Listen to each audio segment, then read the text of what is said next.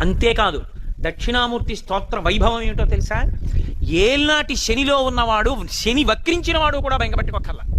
శని వక్రించడం అంటే శని ఆ రాశిలోంచి ఇంకో రాశిలోకి వెళ్ళి వెనక్కి వస్తూ ఉంటాడు. శని వక్రించిన వాళ్ళు, అష్టమ శనిలో ఉన్నవాళ్ళు, అర్ధాష్టమ శని వాళ్ళు, ఏలినాటి శని వాళ్ళు ఎవరైనా సరే శంకరాచార్యులు వారు హామీ ఇచ్చేశారు. దేన్ని ఆధారం చేసుకున్నా తెలుసా? జ్యోతిష శాస్త్ర పరిజ్ఞానం శంకరులకు అంత దిట్ట. వారికి ఆయన జ్యోతిష శాస్త్రం అంతా తెలుసు కాబట్టి ఈ జాతికంతటికి ఆయన ఒక వరం ఇచ్చారు. మీకు ఏ గ్రహం, ఏ పాపగ్రహం జాతకంలో బాధ పెడుతుండనివ్వండి, గురుగ్రహం యొక్క అనుగ్రహం మీకు ఉన్నంత కాలం మీ జాతకంలో ఇతర గ్రహములు ఏమీ చెయ్యలేవో. రోజూ దక్షిణామూర్తి స్తోత్రం చేసేవాణ్ణి శనీశ్వర గ్రహం కూడా చెనకదు.